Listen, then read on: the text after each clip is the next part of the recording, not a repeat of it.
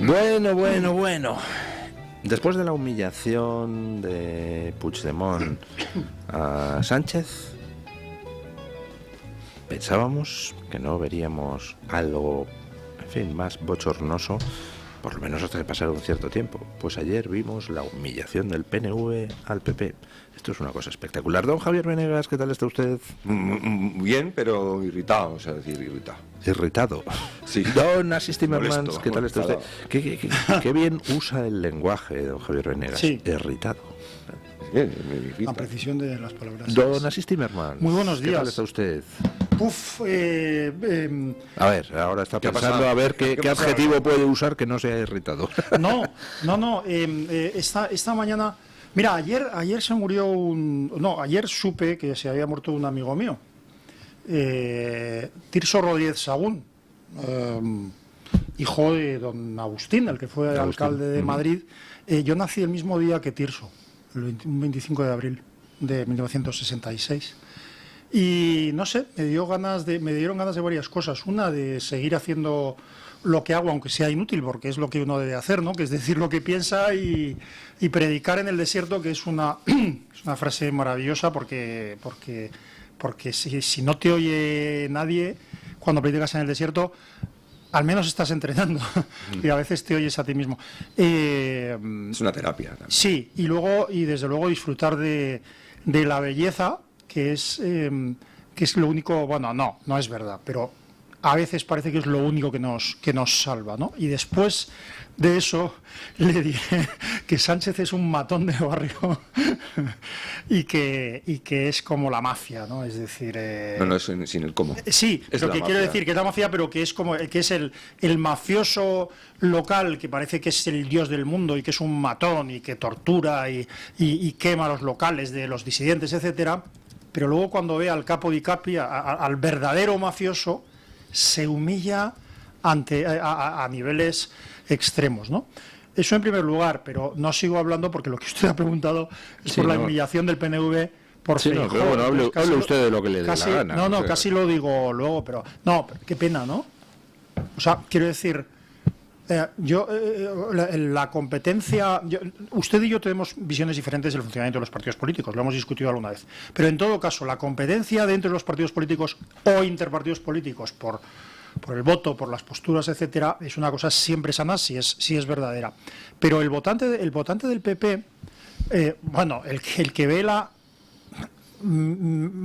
humillación, las barbaridades que está haciendo el PP ahora, que está haciendo el PP o Feijóo con el decreto, las cosas tan inútiles, porque no les va a dar un solo voto, ¿no?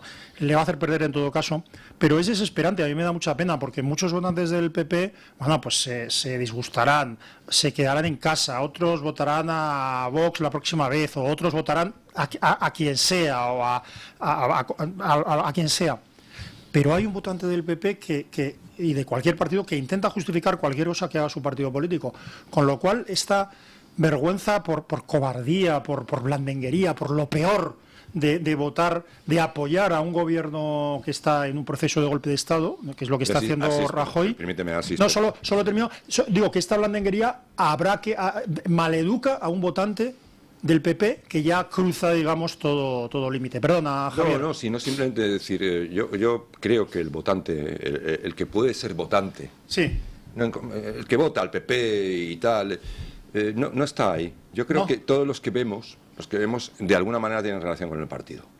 Es decir, los justificadores inasequibles a la razón, a los hechos, a las evidencias, sí, siempre tienen alguna relación más estrecha con el partido. No son votantes como el señor el tendero o la tendera o el currito o la currita. Es decir, te lo digo porque cuando tú hablas con alguien del PP, que es del PP en el entorno normal, profesional, pues es muy crítico con el PP. Generalmente es súper crítico. Es decir, lo que pasa es que es que en España tenemos un problema muy grave, y el problema es que esta es una partitocracia, de una manera o de otra siempre.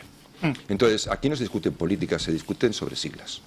Y la discusión siempre acaba en las siglas. Es decir, o estás a favor de esta sigla, o eres de los nuestros, o eres de los suyos. Es decir, pero las políticas no se discuten. Es decir, habría que preguntarse, ¿por qué puñetas vota usted este decreto ómnibus? Es decir, usted me tiene que explicar ¿qué medidas o qué políticas hay dentro de ese decreto que usted considera propias? Ya está. Es decir, no, es que lo hacemos por los pensionistas. Mire, lo hace usted por el campo, lo hace por las vacas. Es decir, ese es el PP. Hoy estamos con el campo. Y dice, bueno, ¿y cómo está usted con el campo? No se sabe.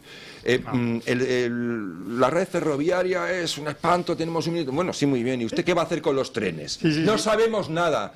Entonces, yo lo que intento constantemente es que se hable de política. El otro día leí un artículo defendiendo la moderación. Bueno, la moderación como si fuera una especie de cosa retórica, ¿no? Una especie de intangible que está ahí. No, la moderación puede ser una actitud de respeto hacia los demás y de hablar adecuadamente o de defender tus ideas con educación o con elegancia, pero la moderación en cuanto a la intensidad de tus demandas, de tus acciones, de tu determinación, no puede existir porque tiene que ser coherente con las circunstancias. Es decir, claro. Si tú tienes un país que se te va por el sumidero, puedes ser todo lo moderado que tú quieras, pero tus medidas políticas van a ser siempre más excesivas, van a ser siempre más radicales, más intensas, y no pueden ser moderadas porque la situación exige tomar medidas importantes. Si tú vas por la calle y ves que alguien acuerta el cuello a otra persona, a lo mejor alguien grita y dice, ¡asesino! ¡Asesino! ¡Le ha matado! Claro, y entonces viene uno, yo qué sé, pues del PP y diga, oiga, no sea extremista, diga que aquí ha pasado algo inadecuado, etcétera, aparentemente inadecuado, pero como decía la vieja canción de Sabina, llamarle al que mata, llamarle asesino, claro, esto ahora mismo parece que no es moderado. Llamar por su nombre, eso es hablar de políticas, no de partido. Es decir, el PP aspira a heredar. Claro, pero aspira a heredar y entonces se equivoca. Y además está muy presionado por un entorno ex-PSOE o pseudo-PSOE que ha sido expulsado del Palacio y de los jardines de Palacio. Mucha gente que estaba en el entorno del país, que estaba en el entorno del PSOE, lo que llaman el viejo PSOE bueno, muchos de ellos han ido cayendo porque ha llegado un señor que ha dicho, esto era una especie de transacción, pero ahora mando yo. Y mando yo, entonces tú, si no me apoyas al 100%, al 100 o 200%, te vas a ir a la calle. Y ha hecho una depuración. Y todos estos están apoyando al PP siempre y cuando el PP sea un partido socialdemócrata, de lo que a ellos les guste. En cuanto diga algo, una palabra más alta que otra, en cuanto toque determinados tabúes socialdemócratas o cualquier cosa que a ellos les gusta, entonces gritan. Pero y entonces el PP dicen, cuidado que perdemos esos votos que hemos ganado por ese lado. Pero ni siquiera, ¿por qué? Quiero decir que lo que dices es verdad, pero lo que está apoyando el PP por miedo, por lo que sea, ya no son políticas socialdemócratas, son absolutamente políticas y medidas absolutamente radicales, contrarias a la propiedad privada y muchas otras cosas. Llámalo como quieras. Son ustedes buenas personas, me ratifico cuando les escucho. Siguen pensando que es que el PP hace eso por miedo, porque le critican. No achaque errores míos al señor Venegas. Yo no quiero que tenga miedo. Yo he dicho en este programa, don Luis, y usted lo sabe, que el PP de hoy no tiene nada que ver con el de los 90. Es un PP de su tiempo. Pues si el PP va a votar ahora sí a lo de la prórroga de la inquiocupación, es porque está de acuerdo con la prórroga de la inquiocupación. Como está de acuerdo con entregarle un palacete al PNV, como está de acuerdo con las políticas de género, como está de acuerdo con las políticas transgénero, como está de acuerdo con la Agenda 2030. No quiero estar de acuerdo. No lo hace por miedo, lo hace por convencimiento. No quiero creérmelo en todo. Es decir, no lo sé. Es verdad que, a ver, para ordenar... Pero González Pons, ¿tú crees que dice que necesitamos muchas más obispas como la que le echó la boca a Donald Trump? ¿Lo dice por miedo? No. Lo dice porque es así de, Vamos a ver, González, es así de Tolai. ¿Por qué el hijo de González Pons está en la consultora, en el lobby organizado de favores públicos que organizó Pepiño y ¿cómo se llamaba? Y Alonso, ¿no? El del PP. Quiero decir, no. Yo hice un tuit que reproducía lo que me dijo un amigo, por cierto, un conocido común de don Luis y mío, diciendo pues que qué manera la de González Pons de odiar a su votante, del que lleva forrándose, a costa del cual lleva forrándose durante muchos años. No, yo no puedo decir en un micrófono lo que pienso que es González Pons, porque bueno, no puede haber niños que hoy no hayan ido al colegio, no lo voy a decir. Pero lo que yo sí pienso es que, por ejemplo, en sucesos como el de ayer, suceso le he llamado, supongo que hay un componente de miedo. Ay, mi votante va a entender que yo si voto en contra, que voto en contra de los pensionistas y de qué era otra cosa, y de las ayudas a Valencia. ¿Eso es miedo o no es miedo? Es cálculo político, un cálculo necio, ¿no? Ni siquiera es miedo, es decir, es una cuestión... Claro, nosotros no... Es decir, así es el problema, es que entender que para esta gente no les importamos. No, es decir, entonces no tienen miedo, o sea, miedo, propiamente dicho, miedo no, lo que tienen es la idea del poder. Entonces van a hacer aquello que consideran que les acerca más o que les permite no poner en riesgo porque ellos piensan que está escrito que, como este es un sistema turnista, está escrito que ahora tienen que gobernar ellos. Es decir, no me explique, no tienes ni que justificarlo con políticas ni con iniciativas. Es decir, simplemente el PSOE se está quemando y ahora nos toca a nosotros. Con lo cual no puedes romper el juguete. Sí, con lo cual no puedes romper el juguete, sino que esperar. Claro, entonces todo lo que hacen es simplemente decir, para no estropear esa herencia, es decir, dejar que por su propia dinámica heredemos. Entonces no hagáis nada, por eso dice el Partido Popular, que es algo impresionante, que no van a convocar un congreso político. Porque no hay que discutir de política. No hay que hablar de política. Es decir, no vamos a abrir los melones precisamente ahora. Oiga, precisamente ahora es cuando hay que abrirlos, como los ha abierto los Estados Unidos, cuando ha tocado. ¿Quién hablaba más de política en los momentos en los que los argentinos estaban, que todavía siguen en una situación muy mala, muriéndose de hambre, al borde de la hiperinflación? Con la corrupción más salvaje, con un gobierno que ayudaba y que apoyaba al terrorismo más salvaje, al islamista? ¿Quién hablaba más de política? Milei. Claro.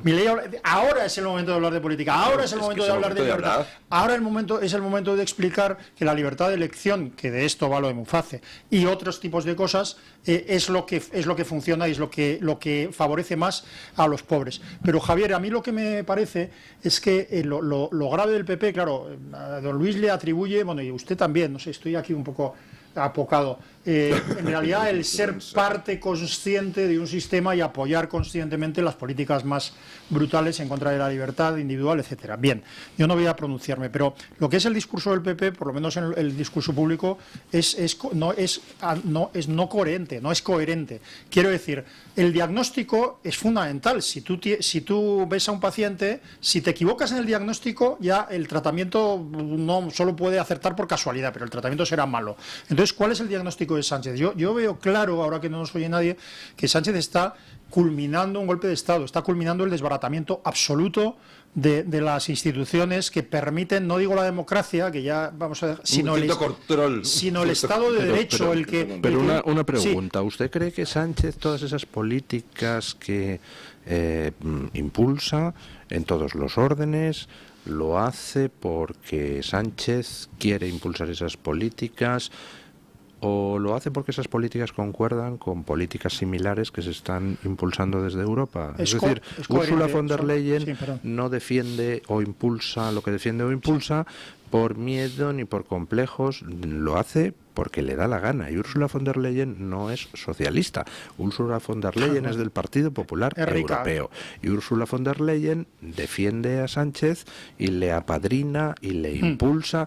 Es decir, suponer que es que el PP aquí en España hace las cosas pues por complejillos, cuando Ursula von der Leyen del PP en Europa está impulsando esas cosas de manera consciente y teniendo el mando supremo en Europa, pues oiga, bueno, pero un poco raro, ¿no? Ha celebrado que se desmantelaran las centrales nucleares. Pues claro. Sí. Por lo menos alguno del PP. Bueno, cuando tenía con cierta portavocía, o sea, que no hablaba a criterio por libre, ni iba por libre. Es compatible lo que ha dicho el PP ha apoyado que se acabara el principio de igualdad ante la ley. Sí. La reforma. Pero fíjate, tenemos una derecha ilustrada, que es lo que yo digo muchas veces. Que ya hay mucho en España. Pero ante una reforma de la Constitución, es que me pasó el otro día, ante una reforma de la Constitución, yo dije, esto es una barbaridad porque se ha vulnerado constitucionalmente, se ha consagrado constitucionalmente la desigualdad por sexo. Y entonces las personas que estaban allí, yo lo he dicho muchas veces, que son de verdad parte de la gente más culta, y no voy a entrar en valoraciones del país, no sabían lo que sabían es que ahora se llamaba, ¿cómo era? Discapacitado, ahora ya no es discapacitados, ahora es otra cosa. Sí, es que, me lo van a, personas con capacidades distintas. Sí, me lo van a decir a mí. O sea, llevo desde los 15 años de voluntario y plenamente metido en el mundo de la minusvalía mental y tal. Mira, y bueno, pues resulta que esa parte... Pero no lo estás diciendo de forma que no sea Pero esa parte, agresiva. sí, pero esa parte culta del país no era consciente de que se había introducido la discriminación por sexos. Una reforma constitucional, eso lo apoyó el PP, tiene usted toda la razón, pero de todas maneras lo que quiero decir es que si el PP decide que hay un golpe de Estado en marcha y que Sánchez es una persona que me es igual, dando un golpe de Estado a las instituciones, por su propia impunidad, por su poder personal, sí, por la razón que sea, o porque sirve a los intereses de George Soros, me es igual todo esto, pero si ese es el diagnóstico, ¿qué haces votando a favor un decreto diciendo que es por los pensionistas? Los pensionistas están en peligro porque gobierna el PSOE y porque gobiernan esas ideas. Y por el sistema que tenemos. Bueno, vamos, pausa publicitaria y se incorpora don Santiago Abascal a nuestra tertulia. Hoy 3 minutos de la mañana, 8:03 en las Islas Canarias, y aquí pues estamos, ya sé que Florentino no ficha y tal, nosotros sí fichamos y tenemos a un tertuliano nuevo prometedor. Don Santiago Abascal, ¿qué tal está usted? Muy bien, muy buenos días, encantado de estar. Muy buenos días. Becario. Becario. Sí. Don Santiago, bueno, primero de todo, gracias por estar aquí. Y una pregunta, ¿cómo ha ido lo de la investidura de Trump? ¿Qué sensaciones y esas cosas? Bueno, porque los que no entramos en esos círculos elegidos, bueno, pues nos gusta saber qué pasa en el... al final muchos no entramos en esos círculos, ¿no? Porque aquello era multitudinario y, como sabéis, por razones climatológicas, que hacía un frío del carajo en Washington, pero muchos decían que por razones de seguridad finalmente se hizo en un ámbito tremendamente restringido, ¿no? Pero ha sido maravilloso poder estar allí tan cerca de esa asunción presidencial y sobre todo ver cómo comenzó a firmar órdenes ejecutivas y desde el primer día a dar toda la batalla. Creo que tanto Donald Trump como Javier Milei están haciendo lo que muchos esperaban al votarles y lo que no es normal que hagan los políticos, que empiecen desde el primer día a cumplir aquello que habían prometido y luego ya tendrán que enfrentar decisiones judiciales, enfrentamientos con parlamentos y quién sabe qué es lo que pasará, pero la voluntad de cambiar las cosas es lo que a mí me ha producido una gran satisfacción. Y luego la manera de definir lo que ha ocurrido en Estados Unidos, a la que el propio Donald Trump se refirió como la revolución del sentido común.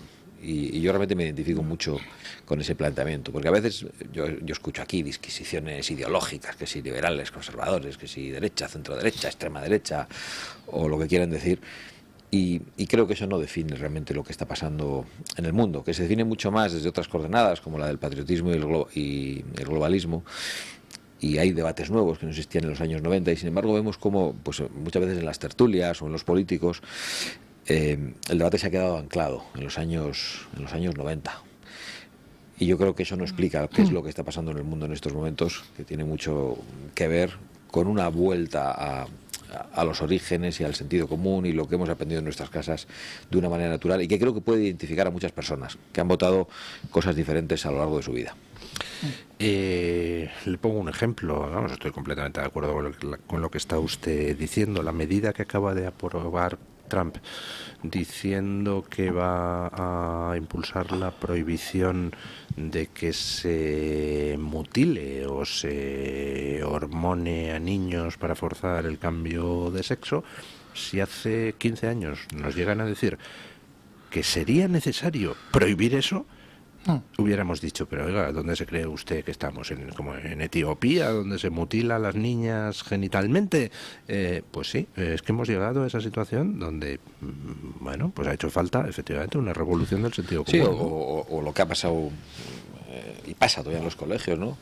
Que Etiopía no, don Luis, que Etiopía es cristiana. Sí, sí, la verdad, sí. No, en Etiopía sí, el 60% de los cristianos etíopes mutilan el clítoris de sus hijas. Sí, porque no es una costumbre musulmana, es una costumbre animista. Y tiene usted un informe muy exhaustivo de la ONU. Bueno, donde yo he estado en Etiopía y no me había enterado. Pues 60%. Sí. Me he perdido con estos datos. Bueno, Estás dando no, de- que muchas veces...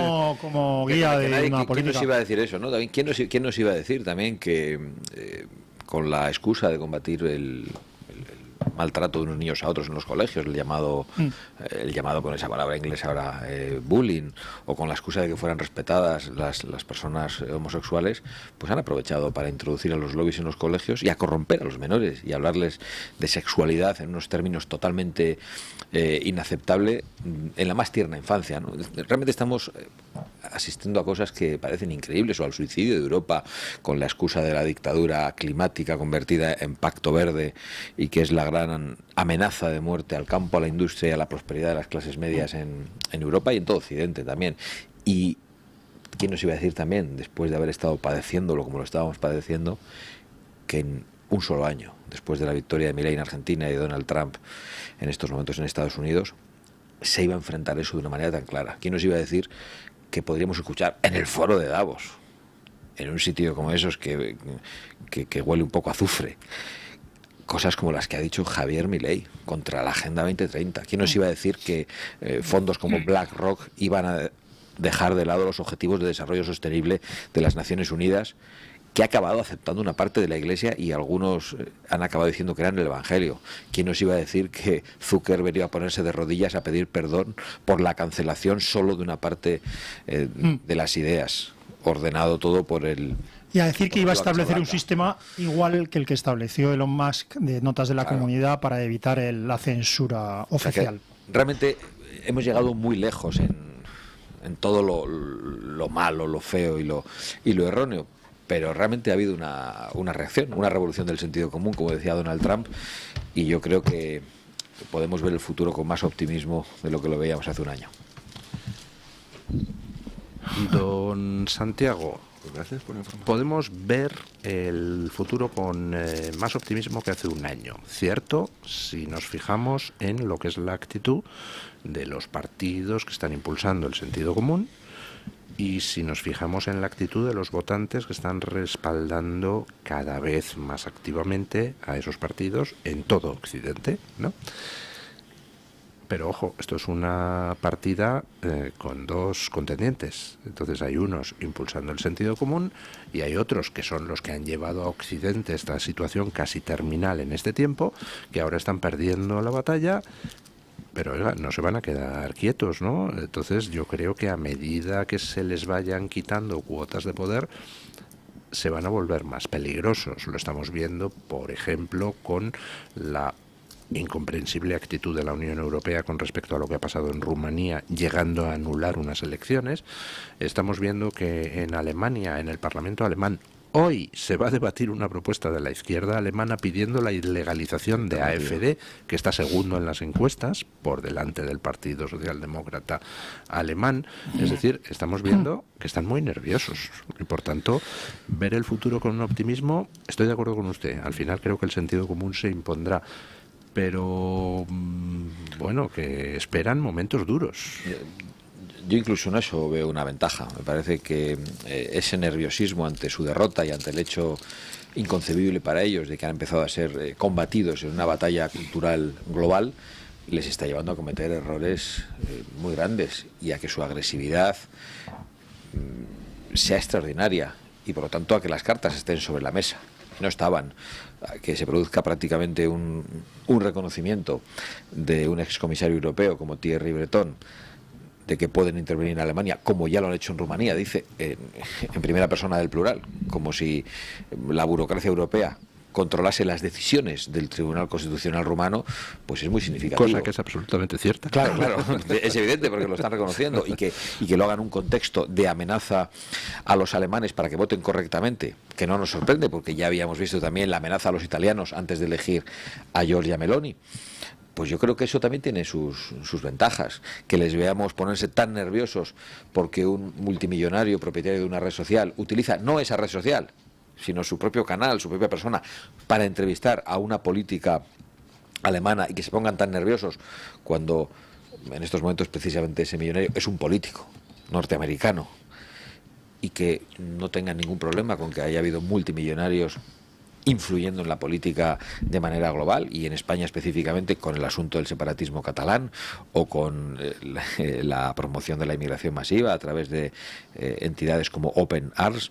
Es decir, que haya personajes como Soros que hayan podido hacer todo, que hayan podido influir de cualquier manera sin ningún tipo de límite por parte de las autoridades, y que ahora se quiera amordazar a una líder política, impedirle que hable con un líder político norteamericano por muy multimillonario que sea, pues yo creo que les pone en evidencia. Y así con todo. Pero incluso en eso yo veo la ventaja. Se están poniendo tan nerviosos que están acelerando en su ataque a la libertad y en su intento de debilitar más el sistema democrático y de arrebatar a la gente la capacidad de decidir sobre su futuro. Le hacía esta pregunta de los dos contendientes, los dos que están enfrentados en torno a ambos lados del tablero, porque yo lo que percibo en mi entorno, en la gente y entre la audiencia, es que hay un poco de saturación de noticias que van siempre en el mismo sentido, de jolín, qué mal lo hace Sánchez, jolín, qué mal lo hace Feijóo, jolín, qué mal lo hace Ursula von der Leyen, jolín, qué peligrosos son. Sí, pero ¿dónde está la esperanza? La gente necesita esperanza, ¿no? Entonces, usted se atreve a comprometer esa esperanza ante la gente. Usted se atreve a lanzar el mensaje a la gente de que, hombre, nos esperan tiempos duros, pero vamos a ganar esta batalla. ¿Qué le puede usted decir a la gente que le haga salir de esa especie de resignación fatalista en que mucha gente ha caído después de tantos años de derrota tras derrota, ¿no? Bueno, pues la convicción más profunda. Es que yo pienso exactamente eso. Yo pienso que nos vamos a poder librar de lo que representa el socialismo en España. El socialismo y todas sus versiones y todas sus influencias en aquellos que no son socialistas. Porque los tiempos están cambiando y yo creo que no estamos condenados a soportar a Pedro Sánchez ni al Partido Socialista de por vida, y van a hacer todo lo posible por atrincherarse en el poder. Todo lo inimaginable. De hecho, han hecho muchísimas cosas que éramos probablemente incapaces de concebir hace 5 o 10 años. ¿Quién nos iba a decir que un personaje como Zapatero podría ser superado en cuanto a su capacidad de destrucción de la convivencia y del Estado de Derecho? Pues ha llegado. Y eso significa que también Sánchez puede ser mucho peor de lo que es hoy. Eso significa que Sánchez, incluso ante una probable imputación por un tribunal, podría tener el apoyo del Parlamento y que no se concediera el suplicatorio. Y nos dirían que son los jueces franquistas y que... Yo creo que todavía vamos a ver cosas muy feas, pero también pienso que la salida de Sánchez del poder es inexorable. Si nosotros no cometemos errores. ¿Qué tipo de errores no hay que cometer? Pues el de dar aliento a este gobierno. ¿Qué es dar aliento a este gobierno? Pues apoyarle en cualquier votación. Nosotros no vamos a apoyar a este gobierno, ni aunque saque un decreto para poner banderas nacionales en todas las rotondas. Vamos a votar en contra de todo. Porque si de verdad creemos que este gobierno está degradando el Estado de Derecho, está destruyendo la convivencia, si creemos de verdad que está hundido en corrupción hasta las cejas, si creemos de verdad que ha estafado a los españoles en las elecciones, pues no podemos darle ningún tipo de aliento. Y justo cuando el gobierno está en apuros, pues el gobierno te saca un decreto en el que te junta todo, y parece que eso nos da como una excusa para votar en contra. A mí me da igual que lo traiga junto o separado. No estoy dispuesto a que el gobierno pueda ganar ningún tipo de votación gracias a Vox.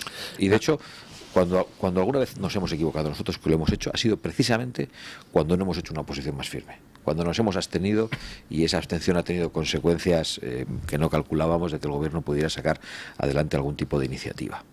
Y yo voy a comprometerme a eso. Me gustaría poder convencer al resto de los que dicen querer ejercer la oposición de que hagan lo mismo, porque solo de esa manera vamos a poder desgastar a este gobierno y vamos a poder acelerar la salida de Pedro Sánchez antes de lo que está previsto en las elecciones. La gente mira las cosas desde fuera y pues muchas veces siente desconcierto. Por ejemplo, ayer el Partido Popular de repente anuncia que ahora va a votar a favor de un decreto que contiene una serie de medidas que hace una semana el Partido Popular decía que eran inasumibles y por eso votó en contra de un decreto. Pero claro, la gente lo mira desde fuera, el votante, y dice, pero ¿qué demonios está pasando? ¿Por qué el Partido Popular es capaz hoy de votar a favor de la prolongación de la inquiocupación cuando decía que era inasumible hace 7 días? Desde fuera no se entiende por parte de mucha gente. ¿Usted está dentro del meollo de parlamentario. Entonces, usted tiene más contacto con ellos. ¿Qué pasa en el PP? ¿Por qué hace eso? Bueno, yo hace mucho tiempo que he tratado de no entender al Partido Popular y únicamente trato de cumplir con mi obligación, intentar que otros también puedan seguirnos, pero lo que va a pasar en el Congreso dentro de unos días pues es inconcebible, porque efectivamente habían dicho que no estaban dispuestos a votar un decreto en el que se incluyeran un montón de cosas, además contradictorias, y de repente han terminado aceptando, con los pensionistas utilizados como rehenes, no solo una medida a favor de los ocupas, sino un acto de prevaricación, de malversación de caudales públicos y de financiación ilegal de partidos, como el regalo al Partido Nacionalista Vasco de un palacete que no le corresponde. Y eso se ha dicho en tribunales franceses y en tribunales españoles, a pesar de lo cual el gobierno le ha entregado el palacete al PNV. Por cierto, yo he escrito cartas hoy, requerimientos, tanto al Partido Nacionalista Vasco para que devuelva el palacete, al Instituto Cervantes para que no se le ocurra pagar el alquiler y al Gobierno de España para que lo recupere inmediatamente. Si no son atendidas, interpondremos querellas por todos esos delitos: prevaricación, malversación de caudales públicos y financiación ilegal de partidos, porque ese es un edificio que no corresponde al PNV, es patrimonio de los españoles y el gobierno no tiene derecho a entregarlo para tener mayorías parlamentarias, para lograr luego aprobar unos presupuestos o para que este sujeto desaprensivo que es Pedro Sánchez permanezca un segundo más en el poder.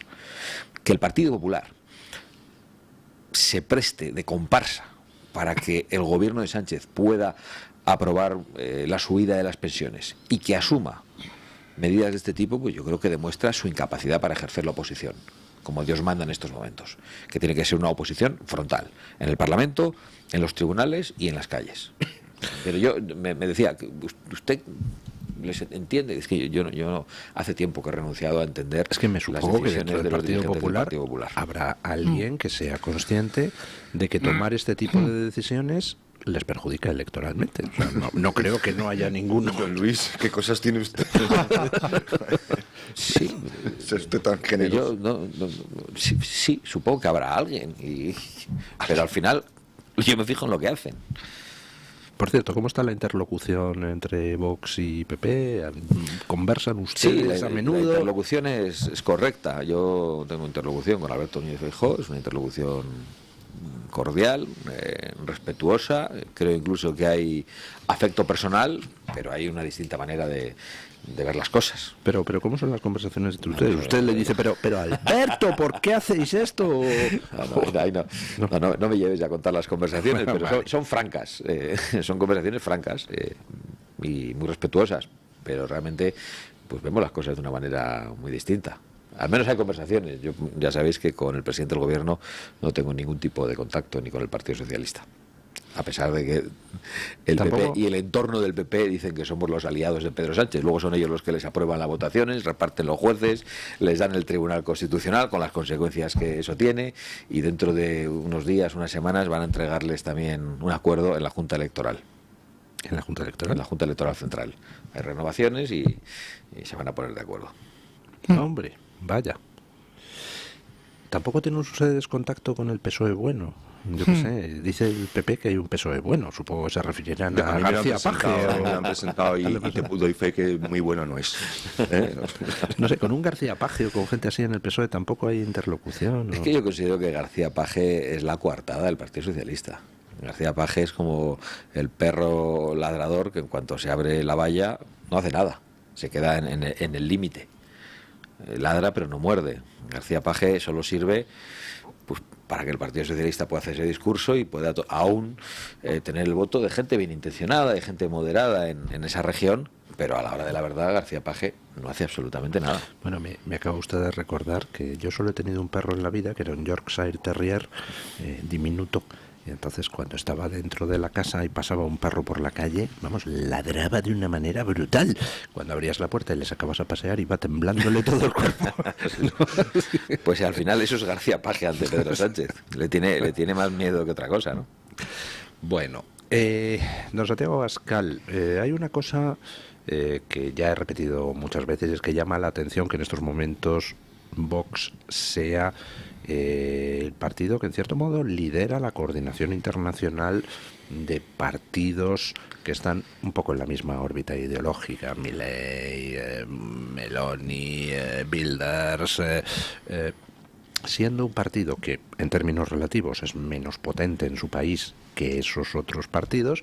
Sin embargo, ustedes llevan trabajando muchos años a través de Disenso, a través del Foro de Madrid, para crear una estructura que al final está dando sus frutos. Van a tener ustedes una reunión del partido Patriots for Europe, aquí en Madrid, los días 7 y 8. 7 y 8 de febrero. ¿Quién va a venir? ¿Quién ha confirmado? Pues en estos momentos yo creo que están confirmadas las intervenciones de Marine Le Pen y de Víctor Orbán, que son dos de los socios principales de Patriots, y es la primera gran reunión después de mi elección como presidente de Patriots, que bueno, que es algo que es un honor para mí y que creo que es muy importante para Vox. La verdad es que, volviendo un poco atrás en la pregunta, decía, la relevancia internacional de Vox tiene mucho que ver con nuestra actuación por convicciones, porque nosotros hicimos apuestas políticas sin saber cómo podían salir, de acuerdo con la afinidad. Cuando conocimos a Giorgia Meloni tenía un 4% de intención de voto, y Vox era un partido que ya tenía 52 diputados y un 15% del voto en España. No era el partido con más fuerza. Habíamos explorado otros contactos en Italia que no salieron bien, pero creíamos que teníamos más afinidad con Giorgia Meloni. Recuerdo cuando Giorgia Meloni vino a España, tuvo unas intervenciones muy contundentes, una de ellas en Marbella. Bueno, los principales ataques vinieron de los medios de la derecha contra las intervenciones de Giorgia Meloni. Nos pasó lo mismo con Javier Milei cuando le trajimos hace 2 años. Hoy precisamente lo ven de otra manera, pero lo ven siempre de otra manera cuando gana. Igual que con Donald Trump. Ha pasado algo así, pero a Javier Milei yo soy consciente de que muchos de los que lo insultaban ahora quieren verlo. A Giorgia Meloni lo mismo. El señor Feijóo incluso fue a tener... Pero lo siguen odiando, lo siguen odiando intensamente. Yo los escucho hablar de ellos y es verdaderamente pavoroso. Además es un radicalismo que dice, bueno, esto no es política, esto es una especie de enfermedad. Sale como una especie de sarpullido cuando ven a Milei. Sobre todo, yo creo que les da miedo. Les da miedo porque son personas que hacen cosas. Es decir, que demuestran que la política es acción y la política está para hacerse política. Y eso no es lo que no quiero. Yo en eso estoy de acuerdo, pero es verdad que algunos que antes le habían criticado explícitamente, que tienen intervenciones atacándole, igual que a Donald Trump, a nosotros nos han llamado trumpistas como si fuera un insulto, desde la derecha política en España. Pues ahora esos mismos están felicitándole y atacando al gobierno porque se enfrenta a Trump. Es decir, ¿qué nos ha ocurrido? Que hemos tomado decisiones valientes. Hemos estado con gente... Meloni tenía un 4%, Milei el 1%. Milei me contó cómo estaba cancelado en Argentina y cómo el acto de Vox, el Viva 22, en el que él pudo hablar a 15.000, 20.000 personas, fue un antes y un después. Yo no lo sabía, de hecho me sorprendió, no pensaba que aquello había tenido tanta importancia, y cómo eso tuvo tanto impacto en Argentina que volvieron a llamarle a las televisiones, y desde ese mes de octubre del 22 hasta que ganó las elecciones, yo creo que fue en el 24 o finales del 23. No, 23, finales del 23. Él lo sitúa como un hito importante para él. Y nosotros hemos mantenido contactos con Donald Trump y con su entorno en momentos muy difíciles, después de que fuera acusado de un golpe de Estado, después de que prácticamente estaba a las puertas de la prisión, la ha intentado matar, encarcelar. Y nosotros, a pesar de eso, decidimos que esa interlocución era importante. Yo tuve un encuentro con Donald Trump hace 8 meses. Por cierto, el tema transgénero era una de las cosas que más le preocupaba. En aquel encuentro hablamos de varias cosas, de inmigración, de gasto de defensa. Fue un encuentro breve, de 10-15 minutos, pero sí pudimos esbozar cuál era nuestro programa y las coincidencias que teníamos, y a mí me sorprendió cómo una de las cosas que más parecía indignarle, y se ha demostrado, era la cuestión transgénero con los niños. Y, bueno, en definitiva, lo que quiero decir es que nosotros hemos actuado apostando, si me permitís la expresión, por caballos que no parecían ganadores, y finalmente han sido victoriosos, y eso a nosotros nos ha colocado en una buena posición. Y luego algunos intentan decir, es que no tiene nada que ver Milei con Orbán, no tiene... Bueno, pues decid lo que queráis, y probablemente tendrá muchas diferencias, pero al foro de Davos ha ido Javier Milei y ha mencionado a Meloni a Trump y a Orbán como un ejemplo de lo que estaba cambiando en el mundo. O sea, que algunos, desde un dogmatismo ideológico y... por ejemplo, yo me he encontrado con gente, con liberales, que solo se denominan como liberales, que intentan buscar las diferencias de Vox con Milei. Pues claro que hay diferencias, pero igual también los tienen esos liberales. Igual esos liberales le escuchan hablar a Milei del aborto y se ponen nerviosos, o le escuchan hablar a Milei de las fronteras y se ponen nerviosos, o le escuchan hablar a Milei del globalismo y de la Agenda 2030 y se ponen nerviosos y no lo comparten exactamente. Hay mucho viejo dogmatismo y todavía se intenta explicar la política de acuerdo a ideas un poco caducas. Hay gente que está, insisto, en los años 90, en los años 2000 y no está percibiendo, incluso gente con altas responsabilidades políticas, cómo está cambiando el mundo de una manera acelerada. Por cierto, había un joven líder hace unos años que a mí en privado, en un momento, preguntándole por unas elecciones autonómicas en Andalucía, me dijo, bueno, las encuestas solo nos dan que podríamos sacar un diputado en Sevilla, pero vamos a pelear por conseguir lo más posible. Lo recuerdo perfectamente porque fueron las elecciones autonómicas andaluzas en las que Vox se disparó. En las del 18. Aquella decisión fue también por convicción, porque acabábamos de llenar Vista Alegre y nuestra hoja de ruta era, después de aquel mes de octubre, ir a las elecciones de junio en el Parlamento Europeo, es decir, tener 7-8 meses para preparar unas elecciones, y de repente nos adelantaron las elecciones en el lugar en el que aparentemente un partido como Vox tenía más dificultades, y hubo un debate muy intenso en el comité ejecutivo del partido que finalmente se resolvió como en la película A la Triste, en la última escena, cuando están todos deshechos después de haber sido aplastados por los franceses y van allí a parlamentar. Los franceses les ofrecen a los españoles, seguro que recordáis la escena, salir con los estandartes en alto después de rendirse, y los españoles dicen, somos un tercio español. No podemos. Pues nosotros en el comité, me acuerdo que dijimos eso, somos un tercio español. Acabamos de salir en esa plaza de toros de Vista Alegre, llenándola, les hemos llamado derechita cobarde a los otros, y ahora nos convocan unas elecciones y vamos a decir que no nos atrevemos a ir. Pues vamos a ir.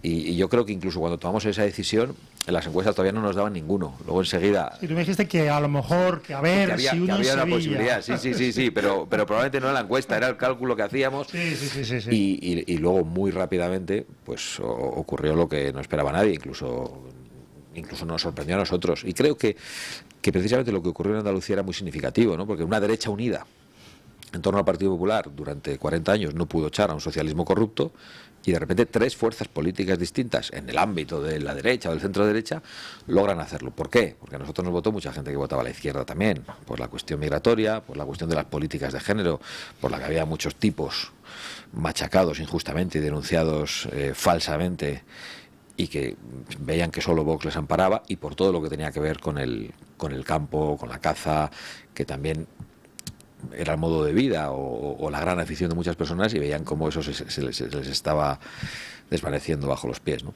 Entonces yo creo que eso tuvo un efecto de corrimiento electoral, y que mucha gente que había votado a la izquierda en Andalucía y que jamás votaría al Partido Popular decidió votar a Vox. Y eso es lo que todavía algunos no ven que está ocurriendo en España a nivel nacional. Y siguen pensando pues, que los 11 millones de votos que tenían Rajoy y Aznar son los mismos 11 millones de votos que pueden tener hoy el PP y Vox por separado, como si no se hubiese muerto nadie en los últimos 4 u 8 años, o como si no se incorporasen, pues creo que 400.000 personas cada año a votar a los 18 años. Hay un artículo, no me acuerdo ahora, un hombre que es bastante inteligente, que escribe en el Confidencial, no me acuerdo ahora el nombre, pero es un hombre economista, además que da clases en las universidades estadounidenses, que él publica un artículo explicando por qué una derecha fragmentada da mucho más representación que simplemente un partido. Y lo explica de forma tal que dice, bueno, no hay que tener miedo a que se fragmente, porque igual consigues alianzas con mucho mayor Pues a ver poder. Si los que nos escuchan se enteran, porque yo ando por todas las esquinas explicando a mucha gente bien intencionada y desesperada que quiere echar a Sánchez, y que dice, hay que unirse. No, si lo que hay que hacer es votar a la derecha, sí, por lo que usted considere derecha. Sí, y luego ya nos pondremos de acuerdo, pero... Si usted no vote a estos, pero les han engañado tanto desde los medios de comunicación de la derecha, que si la circunscripción es pequeña, que si hay que estar unidos, que si tal, que si solo puede ser un partido, les han confundido tanto, que hay un montón de votantes matemáticos por ahí, que ya los pobres no votan en función de sus convicciones, que es a lo que yo les animo, votan en función de unos cálculos que ha hecho otro señor que probablemente solo hace propaganda. y mentiras. Y entonces, Es que fíjate que yo, Bueno, a mí, es que de eso hay a algunos. mí como voy a algún medio de comunicación y frecuento a intelectuales como Javier Venegas, alguna vez No me insultes. alguna vez me preguntan, oye, Asís, ¿qué crees que debemos votar? Y yo nunca jamás he dicho, o sea, siempre he dicho, vota a aquel que creas que defiende más lo que tú crees. No votes en función de que crees que es que va a salir uno. No, tú No vota. juegues al billar a 4 bandas, Vota, hijo mío, que te va a salir vota. mal. No, es que Vox no va a salir, o es que no sé. No, vota a quien tú creas. Y sobre todo muévete, Claro. actívate y vota. totalmente. Eso de los Bueno. intelectuales que ha reaccionado aquí Javier, yo le bromeo también a unos cuantos amigos que son seguidores de la escuela de Gustavo Bueno. Yo digo, vosotros los intelectuales se ofenden mucho, y uno de ellos, que además es diputado nuestro por Murcia, dice, intelectual, dícese de los que firman manifiestos. Sí, la verdad, es una frase que me he hecho. Bueno, A mí no una sé vez si me dijeron, tiene perdona, usted todavía algo más de tiempo como para que nos dé para hacer una pausa publicitaria. Sí, claro. Sí. Pues pausa publicitaria y seguimos. Bueno, una de las cosas que a mí me llama la atención, don Santiago, de la segunda llegada de Donald Trump al poder, es que parece haber aprendido de la primera legislatura y entra con la fumigadora para evitar que le boicoteen desde dentro de la administración su labor legislativa, y además a una velocidad brutal a la que usted mismo ha hecho referencia antes, firmando docenas y docenas de órdenes presidenciales en el primer día, teniendo ya una lista de sus candidatos a ministro presentada ante el Senado, etcétera, etcétera. Es decir, ahí se demuestra un trabajo previo bastante grande para tener preparado todo para el primer día empezar a tomar decisiones, ¿no? ¿Vox tiene ese trabajo previo realizado? Es decir, ¿usted está ya preparado para mañana poder empezar a tomar decisiones si mañana hubiera elecciones y usted Yo las tuviera decisiones las tengo tomadas ya. Me permite, esto me gustaría, ¿no? Yo las tengo tomadas ya, y además yo creo que debemos aprender en carne ajena, no esperar a aprender en carne propia. Y yo creo que cuando te roban unas elecciones, cuando te intentan meter a la cárcel, cuando te pasa una bala a 1 centímetro del cráneo y te agujerea la oreja, pues eso te cambia, eso te hace aprender y te hace ser más decidido. Y yo creo que todas esas cosas que han pasado, pues al final no hay mal que por bien no venga. Y creo que tenemos un Donald Trump todavía mejor que el del anterior mandato, mucho más decidido. Pero mucho ha más eludido comprometido. usted mi pregunta. O sea, Donald Trump No, no es solo que tuviera las decisiones tomadas, sino que las tenía plasmadas en decretos. Es decir, que había un trabajo habido previo, sí. alguien haciendo la labor ingrata de decir, para acabar con las políticas transgénero tenemos que hacer esto, publicar sí, un sí. decreto que diga pum, pum, pum, pum, pum. Entonces, Vox está ya trabajando en esa tarea previa que permita, cuando se llegue al poder, empezar a tomar decisiones ejecutivas desde el primer minuto. Sí, pero el sistema español no es el sistema norteamericano. El sistema parlamentario lo complica y el sistema de mayorías también. En Estados Unidos gana un candidato, y además en este caso lo hace con unas mayorías en todas las instituciones estatales y federales. En el caso de España no estamos en esas circunstancias en estos momentos. Es decir, la carta a los Reyes Magos de Vox, que la tenemos escrita y desarrollada, es nuestro deseo, pero no es en estos momentos factible, porque hay que ponerse de acuerdo con otra fuerza política que no tiene las cosas tan claras. Entonces yo no quiero confundir a los españoles sobre lo que nosotros podemos hacer en compañía de otros que no lo tienen tan claro. Ahora bien, también quiero que los españoles sepan que si nosotros podemos hacerlo en solitario, estamos dispuestos a hacer exactamente las cosas como las están haciendo en Estados Unidos y como las están haciendo en Argentina, con la misma motosierra contra el gasto político, contra la misma motosierra contra la corrupción política, y con el mismo ataque a todas las porquerías ideológicas de la izquierda y del globalismo. ¿Tiene usted ya en mente algún ministro para un futuro No, hombre, gobierno? no. Ah, vale. Se incorpora a la tertulia don Julio Ariza. ¿Qué tal está usted? Ha dicho algún ministro y ha entrado aquí don Julio, no sé. Sí, ¿iba usted a hacer un comentario, Sí, Javier? le quería comentar. Es decir, lo que el Santiago lo sabrá, lo que está haciendo Donald Trump, lo que ha hecho Milei, dentro de lo posible, se llama Big Bang. decir, cuando un sistema está muy controlado, muy intervenido, muy inferido de grupos de presión, de intereses, de castas, de lo que sea, es como un cuerpo enfermo lleno de anticuerpos. Entonces, si tú quieres aplicar una medicina gradualista, esto ha ocurrido un montón de veces en España, pues el organismo va reaccionando, y tú si haces una reforma en un lugar, pues lo que hace es que todo el resto de instituciones reacciona contra esa reforma y hace que esa reforma sea completamente inexistente. Entonces lo que ha hecho, yo creo que, y lo llevaba preparado, lo que ha hecho Trump y lo que ha hecho Mine es un proceso Big Bang. Es decir, tienes 3 meses para aplicar o intentar sacar adelante las principales políticas para cambiar el país. Y yo creo que eso ya lo ha aprendido Trump. Tiene un buen equipo detrás. Sí. Don Julio, estábamos aquí sometiendo a un tercer grado a don Santiago, un señor que ha roto en España los límites de lo pensable que nos tenían marcados. Durante muchos años nos han impuesto un lenguaje y una forma de concebir el mundo y nos han dicho hasta aquí. Todo lo que está fuera de aquí o es malo o directamente es antisocial o es todo lo que ellos llaman, lo transfobo, homófobo, fachosférico, etcétera. Bueno, porque con ese lenguaje, efectivamente, nosotros solo podemos concebir el mundo de una determinada manera. Y va y resulta que es que hasta que ellos llegaron, el mundo era otra cosa. El mundo tenía unas reglas distintas que además no había impuesto el hombre, sino que venían impuestas, que estaban allí ya y siguen allí. Hoy hay un partido político que preside este señor, don Santiago Abascal, que ha venido a decirle a la sociedad española cosas en las que una gran parte de la sociedad española cree. Le ha ocurrido además que han tenido la suerte para el que se la trabaja, la suerte de años recordando cosas que hoy viene el presidente de los Estados Unidos y viene a decirnos a la humanidad, y además se lo dice con una orden ejecutiva, que existen 2 géneros, que existen 2 sexos, hombre y mujer, varón y hembra. 5 millones de años después viene Donald Trump a decirnos que existen hombre y mujer. Pero es que Vox lo lleva diciendo no sé cuántos años en la sociedad española y lleva defendiendo... Vox lleva defendiendo las 25 primeras órdenes ejecutivas de Donald Trump. Es decir, Vox se anticipó a Trump, se anticipó a Milei, se anticipó a Meloni, se anticipó, no diré que se anticipó a Orbán, pero se ha anticipado en una forma de ver el mundo que no es nueva, que es la única forma posible de ver el mundo que puede conseguir que la gente sea feliz. Y que viva en paz, común, que viva en paz y en libertad. Y por eso yo... Ya he visto que se está postulando para ministro portavoz. ¿Cómo voy a pensar? Pero lo va a tener difícil porque para eso me postulo yo, hombre. No, yo en realidad modestamente quería ser presidente de Vox. Yo solo quería ser caudillo. Exactamente, caudillo. No, gracias, Santiago, gracias por estar aquí, de verdad. Y gracias por seguir representando lo que representáis. Es importantísimo que la gente, el ser humano, prefiere, decía Tocqueville, adherirse a una mentira socialmente admitida que quedarse solo con la verdad.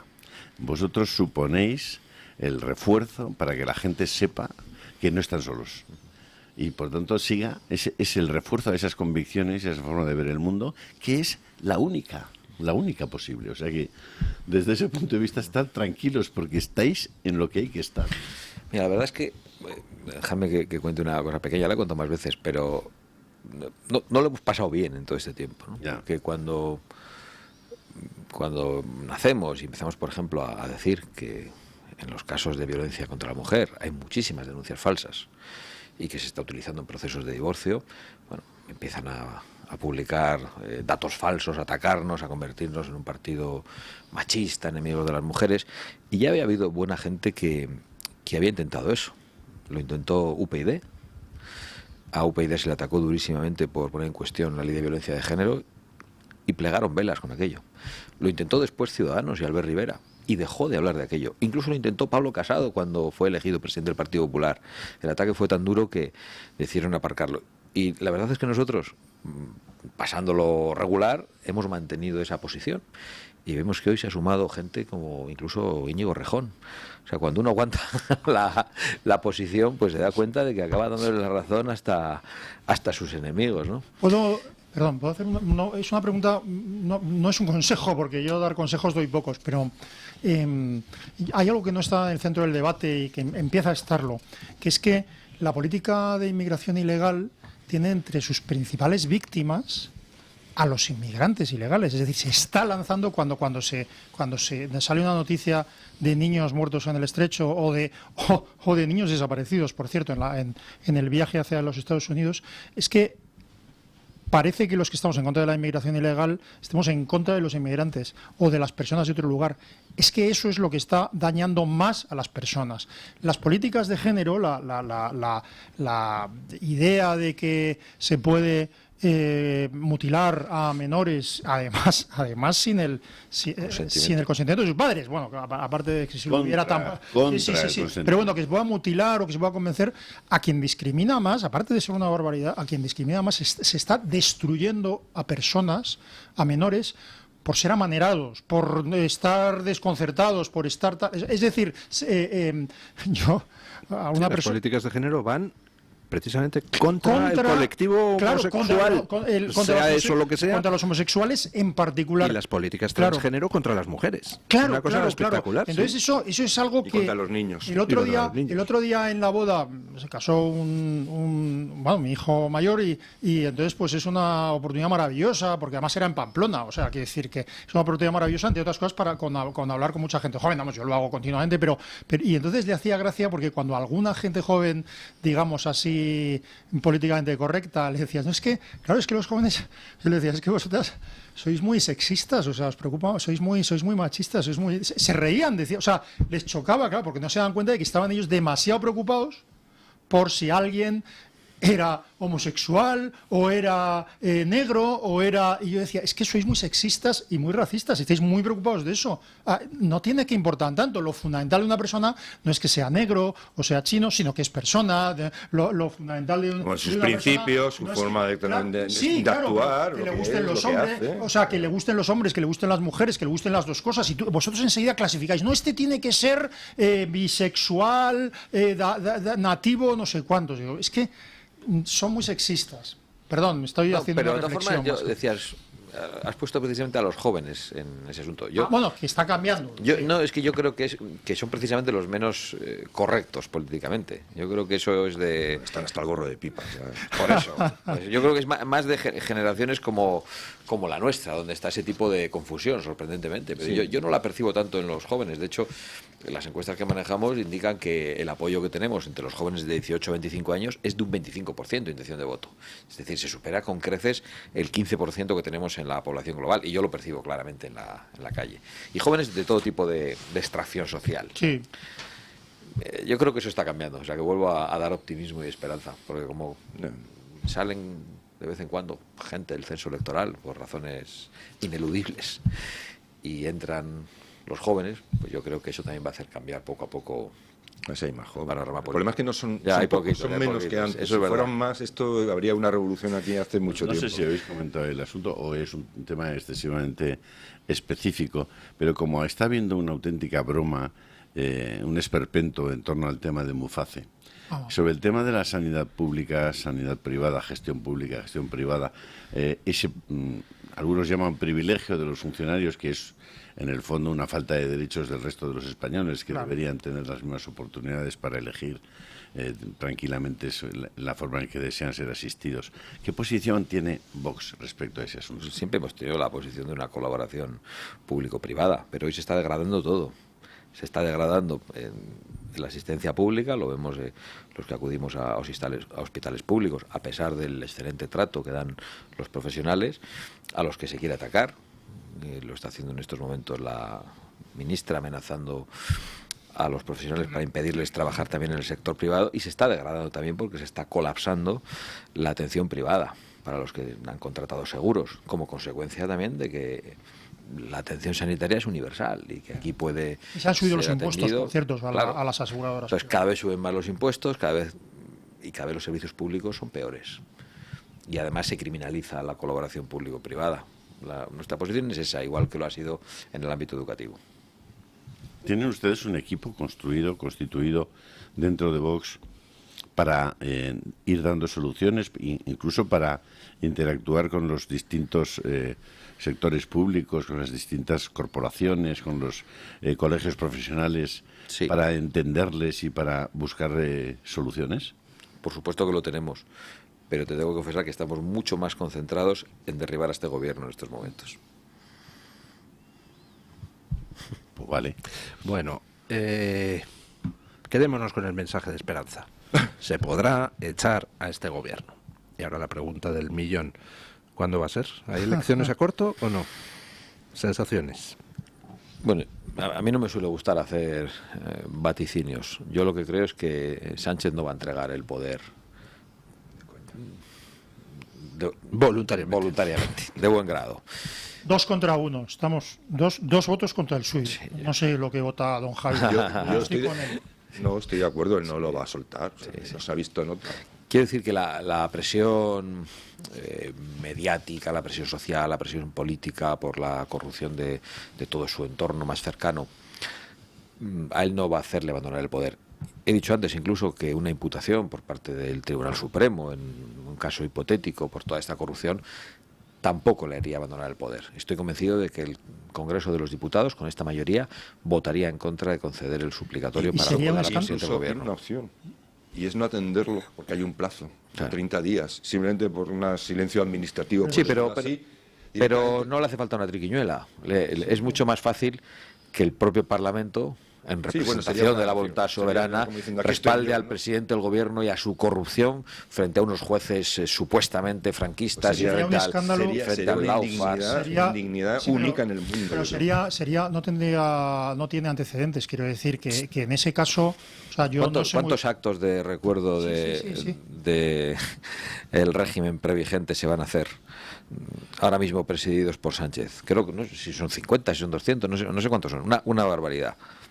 Es muy fácil decir que los jueces proceden de ese tiempo y que quieren juzgar a un presidente Pero quiero decir democrático, diverso, inclusivo. Si un presidente del gobierno ya no solo intenta dominar el poder judicial, sino si deniega un suplicatorio ante causas abiertas, o un parlamento lo deniega, no lo sé, a mí me Vamos a ver, habilita, a mí me legitima para ir a Moncloa a manifestarme, Sí, bueno, es decir, y mucho más, quiero decir. pero Asís es un caso único, no en la historia de España, sino yo creo que de Occidente, que un fiscal general del Estado esté imputado. El foco Yo creo para que eso no ha Sánchez sucedido se vaya, nunca. Desde mi punto de vista está puesto en Puigdemont.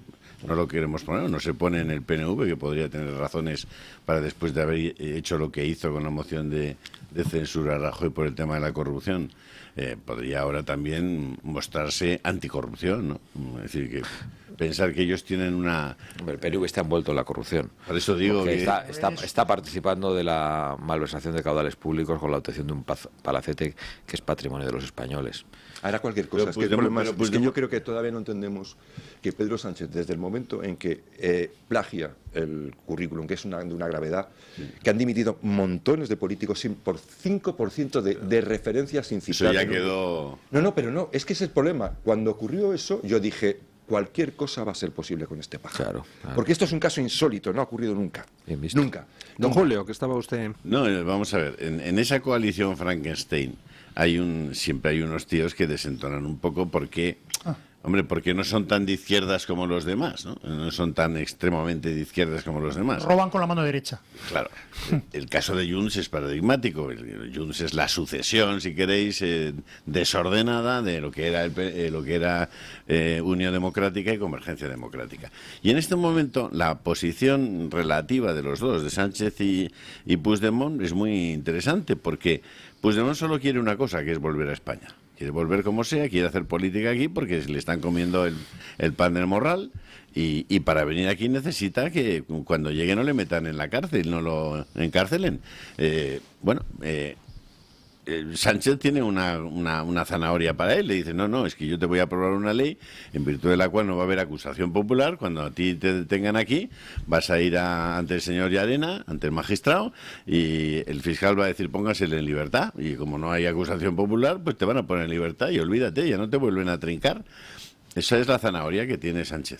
La otra que tiene Sánchez es el palo, que le dice, oye, cuidado que yo tengo a Cándido Conde Pumpido en el Constitucional y cuando llegue la sentencia de la ley de amnistía, de la aplicación de la ley de amnistía, le voy a decir, Cándido, venga, a por él. O le voy a decir, Cándido, levanta el pie y... Entonces, en ese juego, que además tiene tempus diferentes, Puigdemont está enganchado. Como Sánchez está enganchado, porque si Puigdemont le quita 2 escaños, Sánchez se acabó. Entonces, yo creo, no sé lo que va a decir don Santiago, pero yo creo que por el momento no va a haber juego. No va a haber juego porque los dos están como el dentista. Sí, yo he protestado durante estas semanas precisamente ante la cantinela de la moción de censura. Sobre todo, yo he presentado 2 mociones de censura sabiendo que no había mayoría, precisamente para generar un debate sobre lo que estaba haciendo el gobierno, pero confundir a los españoles sobre la viabilidad de una moción de censura, pues me parece un error. Y yo he protestado ante eso últimamente porque no veo que esa mayoría se pueda producir. Y por otro lado, no entiendo muy bien cuáles son los argumentos del Partido Popular para una moción de censura. Porque si la semana que viene van a repartirse la Junta Electoral con el Gobierno, se han repartido el Consejo General del Poder Judicial, el Tribunal Constitucional, gobiernan juntos en Europa, se han tragado, permaneciendo en el Partido Popular Europeo, la imposición de Teresa Rivera después de un drama como el de Valencia, y todo lo que podemos decir, además de los acuerdos en las comisiones parlamentarias del Congreso y del Senado. ¿Por qué quieren hacer una moción de censura a unos señores con los que han pactado las políticas migratorias de reparto de menas por España, a unos señores con los que comparten el Pacto Verde y su preocupación por el apocalipsis climático? ¿Qué es realmente lo que les diferencia de Sánchez? ¿Solo van a hacerla por la corrupción? Pero la corrupción no es tan importante si están dispuestos a salvar al gobierno ante cualquier votación. Es decir, yo no entiendo muy bien cuál es la verdadera razón que tendría un partido que votó en contra de una moción de censura y se abstuvo en otra, para presentarle ahora una moción de censura liderada por ellos a esos con los que pactan. Realmente no lo entiendo. Y la cuestión de Junts, pues yo renuncio a entenderlo. Eso los que sois catalanes lo entenderéis mejor. Yo intento entender al PNV y tampoco lo logro. Bueno, pues don Santiago Abascal, muchísimas gracias por haber compartido estos minutos con nosotros. ¿Qué pasa de la esperanza, Luis? Porque tú sí que dices aquí públicamente que crees que Sánchez le queda muy poco. Yo creo que Sánchez disuelve el día 23 de febrero. Justo el 23 de febrero. A las 12:30. O el 24, es decir, disuelve después del resultado de las elecciones alemanas. Sí, eso es lo que yo creo, que seguramente estaré equivocado, pero mi pronóstico es ese. Lo malo de Luis, por lo que se equivoca, es porque es muy listo y es ingeniero, con lo cual aplica la razón y por eso se equivoca en estas cosas. ¿Habéis podido comentar, que no he podido escucharos, un poco las impresiones de Washington? Sí. Ha dicho que en Washington el grajo volaba bajo y hacía un frío de narices. Pues esta noche volaba tan bajo que se ha pegado una leche contra un helicóptero. Ya, terrible. Terrible, sí, decenas de muertos ha habido. A las 4:30 estaba viéndolo, estaba impresionado, la verdad. Ahí encima del Potomac, que es un pedazo de... Pero sigue haciendo mucho frío. En Washington. Sí, sigue haciendo estos días. Eso cuando estuvimos, eso parece. Pues una cosa tremenda, porque íbamos a una de las galas que se hacían. Habíamos ido a varias. Y normalmente ibas con un vehículo, cruzabas la carretera y entrabas al lugar. Y por lo tanto dejabas el abrigo en el hotel. Y entonces a una de ellas fuimos así y nos encontramos una fila de 8.000 personas. Y íbamos solo con un smoking, sin camiseta interior. Estuvimos 1 hora a 11 bajo cero esperando la cola. A 11 bajo cero. De hecho, renunciamos a entrar. Hombre, si es que dijimos, esta gala que vaya otro, porque daba la impresión de que íbamos a estar 1 hora más allí y nos... Los tercios españoles no se rinden, pero no se congelan. Nos rendimos. Como la infantería española, que nunca dice, no retrocede, dice, da media vuelta y avanza. Bueno, muchísimas gracias, don Santiago. Antes de despedir la tertulia, permítanme decirles una cosa, y es que, pues a lo mejor hay algunos de ustedes ustedes un poco deprimidos con cómo evoluciona la situación y entonces pues están pensando en emigrar, se han comprado un terrenito en algún país gobernado ya por gente normal, como Argentina o como Estados Unidos, y dicen, ¿y ahora cómo me construyo una casa con lo carísimas que son? Casasdemaderabalticas.com, hombre, por Dios. Necesiten ustedes lo que necesiten, una caseta de perro, un cenador, un garaje, una casa. Tienen ustedes soluciones. Entran en casasdemaderabalticas.com, tienen ahí un extenso catálogo, van a encontrar de todo. ¿Que no encuentran algo o que quieren adaptar aquello que encuentran? Pues facilísimo, contactan ustedes con ellos y les solucionan sus necesidades en un pispás y, ojo, a unos precios, comparado con las casas normales, pues que son de lo más atractivos. Casas calentitas en invierno, fresquitas en verano, ignífugas con madera tratada de las mejores calidades. Casasdemaderabalticas.com. Gracias, don Julio Ariza. Gracias, don Ernest Timmermans. Gracias, don Javier Venegas. Por cierto, don Javier Venegas, que ha venido aquí con su libro No tendrás nada y no serás feliz, y le emplazo a hablar del libro la semana que viene un poquito más a fondo. Pero vamos, entren ustedes en Amazon, por ejemplo, y lo encuentran. No tendrás nada y no serás feliz, de don Javier Venegas. Gracias de nuevo, don Santiago Abascal. Hacemos una pausa publicitaria y nos vamos, pues no sé exactamente a qué, porque...